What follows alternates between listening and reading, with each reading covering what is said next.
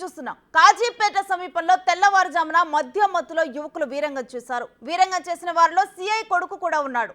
Public place లో మూత్రం చేయొద్దన్నందుకు cab driver పై దాడి చేశాడు. దెబ్బలకు తట్టుకోలేక పక్కనే ఉన్న బస్టాండ్ లోకి డ్రైవర్ పరిగెత్తాడు. అయినా డ్రైవర్ ను వదలకుండా కొట్టారు. అడ్డొచ్చిన వాళ్ళని జోబులోని కత్తులు చూపిస్తూ బెదిరించారు. తన తండ్రి సిద్దిపేటలో సిఐగా పనిచేస్తున్నాడని, తనను ఎవరూ ఏమీ చేయలేరంటూ బూతులు తిట్టాడు. కాజీపేట పిఎస్ లో బాధితుడు ఫిర్యాదు చేశాడు. స్టేషన్ కు తరలించిన కానిస్టేబుల్తోనూ వాగ్వాదానికి దిగారు యువకులు. యువకులు చేసిన వీరంగంలో పలు కార్ల అద్దాలు ధ్వంసమయ్యాయి.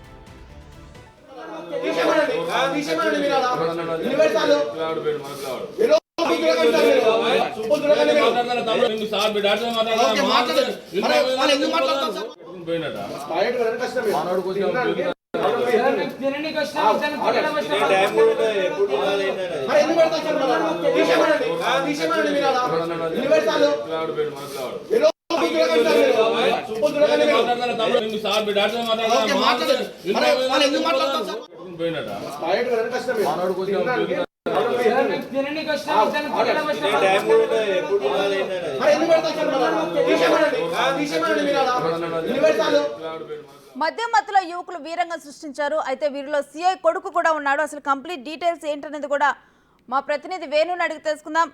వేణు, సిఐ కొడుకు అయ్యుండి ఇంత బాధ్యత రాహిత్యంగా ప్రవర్తించడం, అసలు డీటెయిల్స్ ఏంటి ఇన్సిడెంట్ మీద? నిన్న అర్ధరాత్రి కాజీపేట రైల్వే స్టేషన్ సమీపం లోపల ఆ కారులో వచ్చినటువంటి సిద్దిపేటలో రిజర్వ్ ఇన్స్పెక్టర్ పనిచేస్తున్న పూర్ణచందర్ కొడుకు హర్ష తన స్నేహితులతో కలిసి ఆ ప్రాంతానికి వచ్చి బహిరంగ మూత్ర విసర్జన చేస్తుంటే అక్కడే క్యాబ్ డ్రైవర్ నుండి అడ్డుకోవడం జరిగింది. అయితే అడ్డుకున్న వారిపై ఆయన దాడికి పాల్పడి ఉరికించుకుంటూ కూడా ఆయనపై దాడి చేయడం జరిగింది. దీంతో రాజు అనేటువంటి ఒక క్యాబ్ డ్రైవర్ కు తీవ్ర గాయాలు కాగా ప్రస్తుతం కాజీపేట పిఎస్ పైన ఫిర్యాదు చేశారు. అయితే ఆ పోలీసుల ఘటనా స్థలానికి చేరుకొని దాడికి పాల్పడ్డటువంటి రిజర్వ్ ఇన్స్పెక్టర్ పూర్ణచందర్ కొడుకు హర్షతో పాటు తన మిగతా 6 స్నేహితులందరినీ కూడా కాజీపేట పిఎస్ కు తీసుకెళ్లారు. అయినప్పటికీ కూడా పిఎస్ కి వెళ్ళిన తర్వాత కూడా తన తండ్రి పేరు చెప్తూ తన తండ్రి ఇన్స్పెక్టర్ మీరేం చేస్తారు చేసుకోండి అంటూ కూడా అక్కడ స్టేషన్ ఉన్నటువంటి సిబ్బందిపై కూడా ఎదురుదాడికి దిగిన పరిస్థితి చేశాడు.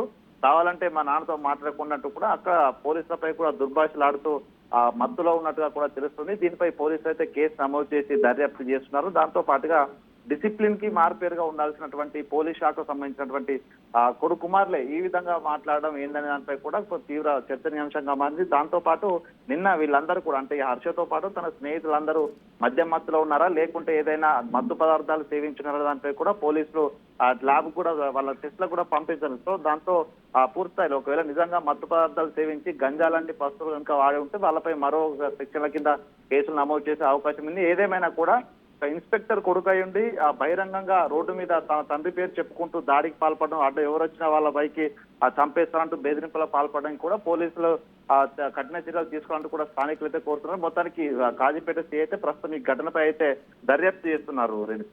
Right, thank you Venu.